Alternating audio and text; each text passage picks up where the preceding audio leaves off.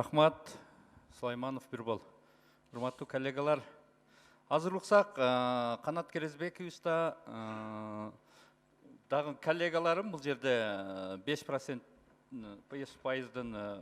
инициаторлары. Эки жакты тексак, эки жакты эле туура. Регламент бүгүн эле бузулуп аткан жок. Биз дайым бузуп келебиз.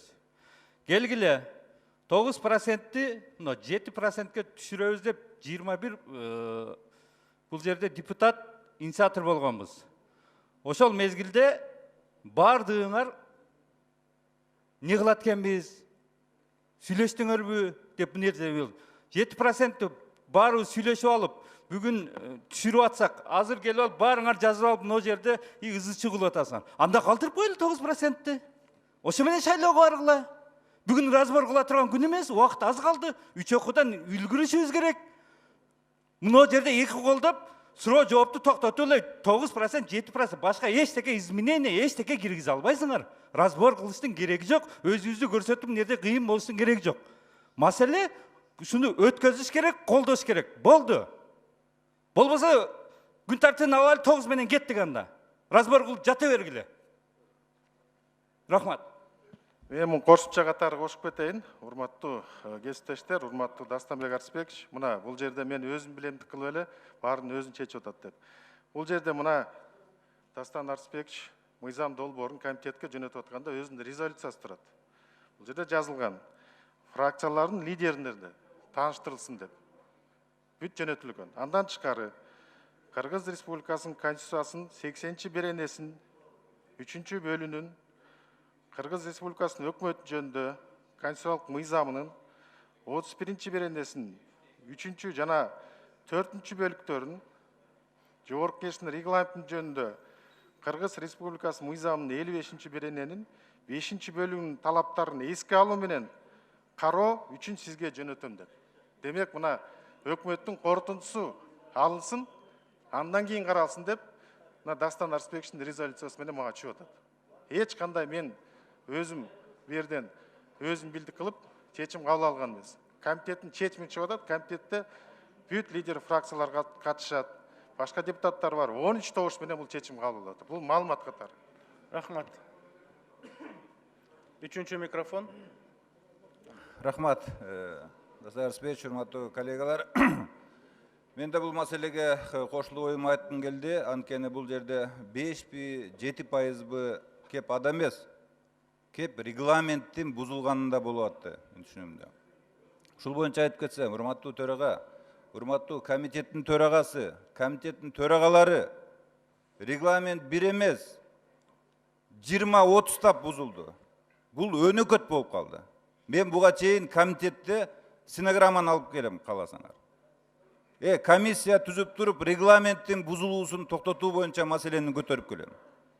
Айыл өкмөттөрдү түш шайлоо жөнүндө мыйзамым 1-окуудан өткөнүнө жактырылганына 3,5 жыл болуп, 3 жылдан ашып кетти. Мен комитетте күн тартибине 2-окууга киргизе бер деп айта берип уже жададым. Бардык элге айтып коеюн ушул жерден. Парламент болбой калды.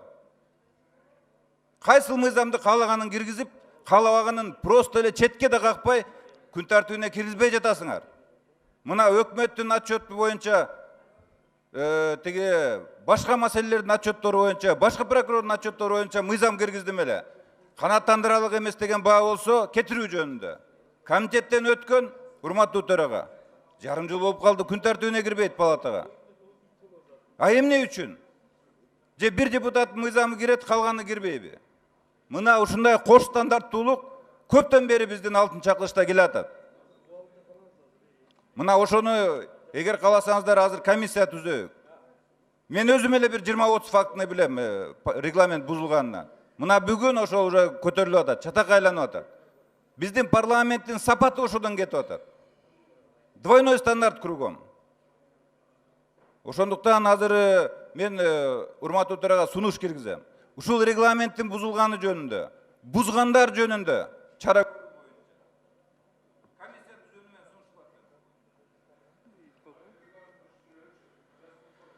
Азыр урматтуу депутаттар келгиле. Кааласа табыло берилди каалагандай. Табыло менен кетели. Сурооңуздарды бериңиздер. Регламент бул мыйзам долбоору боюнча регламент эч бузулган жок. Бузулган жок. Бардыгы өзүнүн жол менен кетти. Жол менен кетти, бардыгы өзү. Комитеттен каралган мага келип түштү, каралды деген. Ошол эле депутаттар кол койду, каралып берди, чечим чыкты. Чыкты, ошол комитетте өзүңүздөр да ошол жерде мүчөсүздөр. Анан кийин эми сүйлөгөндө да этияттап сүйлөйлү, бири-бирибиздин дарегибизге сөз келтирбей, урматтуу депутаттар. Парламентте жакпайбы сиздерге? Эч ким кармаган жок сиздерди анда. Эч ким кармаган жок. Антип эмне кекетип сүйлөйсүздөр?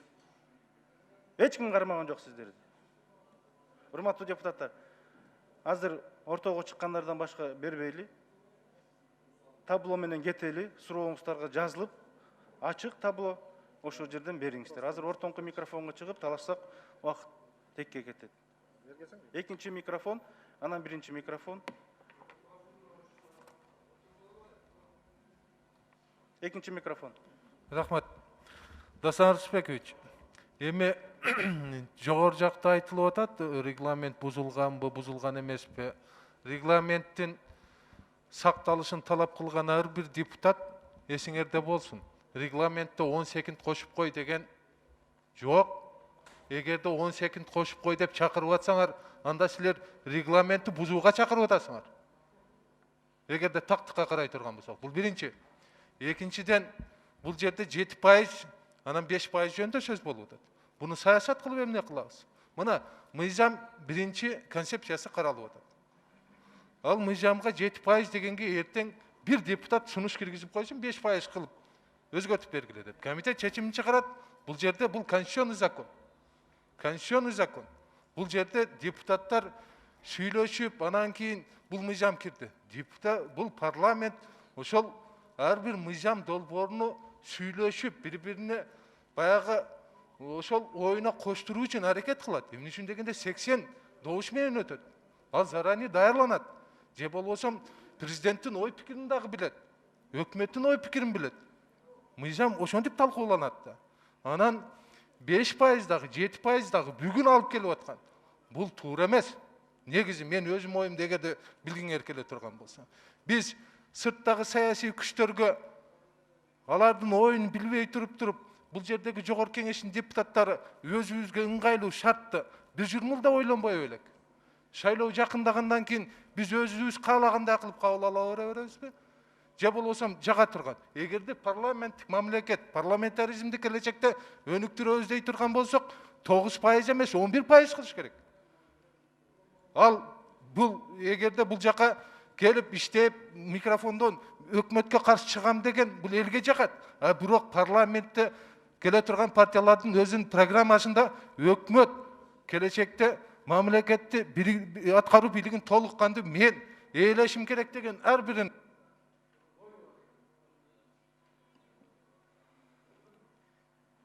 Биринчи микрофон.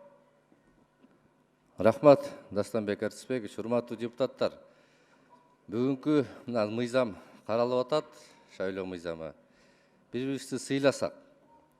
Буга чейин деле баарыбыз эле көпчүлүгү мына 9%-ты мурунку президент Атамбаев кезинде мыйзамды кабыл алып бергенбиз. Бүгүнкү күнү коомдун пикирин эске алып, мына лидер партиялар биздин арабызда бар. Алар менен дагы кеңешип сүйлөшкөнбүз. Коллегалар менен да кеңешип сүйлөшкөнбүз. Ошентип бүгүнкү күндө 9%-га даяр эмес экенибизди билип, 7%-га түшүрөлү деген сүйлөшүүлөр жүргөн. Мен комитеттин мүчөсү катары, лидер фракция катары, мен опростун путем мен кол коюп бергем. Азыркы сүйлөп аткан коллегаларым деле кол коюп беришкен. Биздин комитеттин мүчөлөрү. Ошон үчүн урматтуу депутаттар, талаш тартыш кылбай эле, бирибиздин аброюбузга шек келтирбей эле, урматтуу төрага алып кете берсек, ушу 7%-ды карайлык. Мына комитеттин төрагасы да айтты, бул мыйзамга негизинде мына бюджеттен акча кетет. 5%-ды эртең өкмөттүн кортусу келсе, анда карайлык.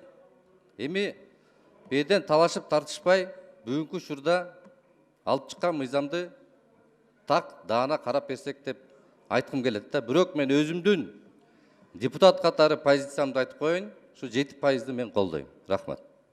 Рахмат. Үчүнчү микрофон. Рахмат, Дастанбек Арсбекович, Тилаев Республика жүр. Мен да коллегаларды қолдап кетелдім. Эми урматтуу коллегалар, бұл жерде бір-бірізге сый мамиле кылсак, бір-бірізге акыл үйрөтө турган жер эмес бұл жерде. Ошол 9%ды кабыл алып атканда ушунда бакылдасак жакшы болмок барыбыз. Регламентти сактап, же болбосо ошо партиялардын, же болбосо келе турган элди ойлоп, ошондо күрөссөк жакшы болмок да. Эми бүгүн саясат кыла турган, бетте бакылдай турган нерсе жок. Мына элдин каалоосу менен, мына партиялардын сунушу менен келечекти деп туруп биз ушул жолго баратабыз да. Ошон үчүн бул жерде Канат Керезбекович бардык регламенттин негизинде эле кетип атат. Комитет колдогон. Бул жерде эми Канат Керезбекович өзү отуруп чече турган маселе эмес да бул. Конституциялык мыйзам болуп аткандан кийин. Бул баары мыйзам ордунда. Ошон үчүн бири-бирибизге шек келтирбей, сабырдуулук менен астыга жылы берсек. Рахмат. 6-й микрофон. Уважаемые коллеги, я вот смотрю, вы пытаетесь формат дискуссии перевести в поле обсуждения 5 или 7%. Я хочу прояснить. Давайте сейчас по содержанию законопроекта говорить не будем. Для этого будет обсуждение. Претензия к другому, к тому, что нарушена процедура. Нравится здесь большинству сидящих или нет 5%. Это нужно решать на комитете и затем на палате. В рамках процедур парламента. Давайте себя уважать как законодательный орган прежде всего. И обсуждать. А один законопроект, который нравится, согласован, так сказать, со всеми игроками, провести, а другой просто не рассматривать, это абсолютно недопустимо. Ни законодательно, ни с любой точки зрения. Потому что были общественные дискуссии, было обсуждение. И есть сторонники у 5% законопроекта, что барьер должен быть 5%. Почему это мнение не должно быть заслушано как отдельная законодательная инициатива, которая по регламенту поступила своевременно в Жогорку Кенешев правительство? Я считаю, во-первых, процедуры нарушены. Во-вторых, именно комитет, он должен такие инициативы одинаковые собирать и рассматривать в едином режиме. Я тоже была председателем Конституционного комитета в 5-м созыве. Многие помнят, коллеги, что все законодательство с биометрическими данными связанное мы принимали. И как раз на уровне комитета мы вот такие вопросы решали, гармонизировали. Разные мнения обсуждали и выносили на палату, и палата принимала решение. Но мы не тормозили, извините, одну инициативу, чтобы ее похоронить где-то в недрах парламента или правительства политически, а другую вытащить. Об этом речь. Не о пороге, который вы сами будете решать, какой он будет. Это во-первых. И во-вторых, в отношении соблюдения процедур, я считаю, все же регламент нарушен. Это должно быть расследовано, во-первых. И во-вторых, давайте не будем превращаться в секретариат правительства. Если заключение правительства задерживает, нужно об этом сказать. Уважаемый Турагай, сделать замечание премьер-министру. И за то, что своевременно заключение правительства не дают. За то, что, извините, матерятся в зале Жогорку Кенеша. Вот на это... Рахмат. 5-ші микрофон. Республика Тажур Женчурой. Мен биринчиден маселени башка плоскостька которбосоңуздар. Маселе 5%ды өзүнүн ирети менен каралсын дегенди талапты коюп атабыз. Ооба, көп жолу биз жолугушуу болдук. Бир караңыз, мейли келип калыптыр. Бир караңыз. Ким кандай позициясын жалпы жыйын чечсин. 5-ге, 7-ге жалпы жыйын чечсин. Бирок сиз эмес. Комитет милдеттүү караганга деп туруп биз сунуш бергенбиз. Көп жолу сүйлөшүүлөр болгон, маселенин башка плоскостька. Анан кээ бир балдар бүгүн катарсис болуп атат, бир Атамбаев убакта мындай болду дегенде болупчу. На полусогнутых икрамга чуркап жүргөндөр алиге чейин эле на полусогнутых жүрөсүңөр. Токтоткулачы мына бири-бириңерди. 9%ды 106 добуш менен кабыл алынган. Ушул жерде парламенттик угуу болгон. Дастан Арсбекович отурган жерде Иса Шишимкулович өтүскөн парламенттик угууну. Монтип бир күндө алып келе салып түрткөн эмес болчу. 4-ші микрофон, 3-ші жол чыгып атабыз. Рахмат. Урматтуу кесиптештер, мен сиздерди урушпагылачы деп чакырайын деп атам. Анан тактап кетели. Биз бүгүн эки түшүнүктү аралаштырбагыла. Мен азыр 5%ды өтсүн деген сунуш кылган жерим жок азырынча. Биз бир гана нерсе айтып атабыз. Регламенттин талаптары бузулган. Төрага баштап, комитеттин төрагасы. Өкмөт мыйзамды бузган, корутундууну 4 ай бербей. Аппараттын жетекчиси мыйзам долбоору жылдырышка көмөк көрсөтпөгөн. Биз ушул мыйзам бузуулар жөнүндө айтып атабыз. Ал эми кандай ким дош берет, ар биринин өзүнүн эрки бар.